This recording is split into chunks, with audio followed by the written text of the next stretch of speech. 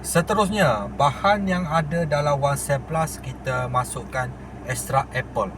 Okey, extract apple ni dia mengandungi stem cell lah. Stem cell yang daripada jenis apple Swiss.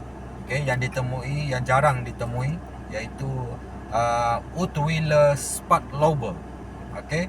Sel stem ini digunakan secara meluas dalam industri kecantikan dan kesihatan kerana keupayaannya untuk melindungi dan memperbaiki sel kulit. Okey, antara khasiat yang lain, extract apple ni dia membantu melambatkan proses penuaan, ia membantu meningkatkan regenerasi sel, iaitu merangsang pertumbuhan sel-sel baru. Okey, ia juga membantu dia menggalakkan pengeluaran kolagen.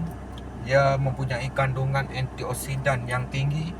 Ia membantu melembabkan dan mencerahkan kulit. Dia membantu memperbaiki dan melindungi sel stem kulit. Ia membantu mengurangkan pigmentasi.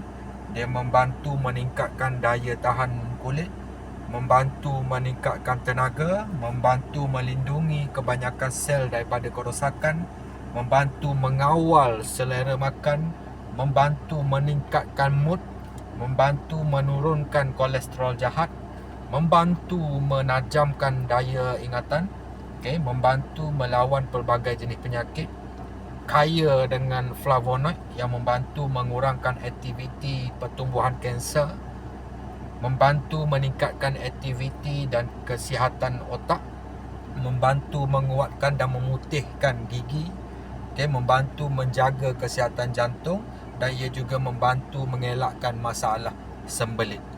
Itu antara khasiat extract apple ataupun stem cell apple yang ada dalam One Cell Plus.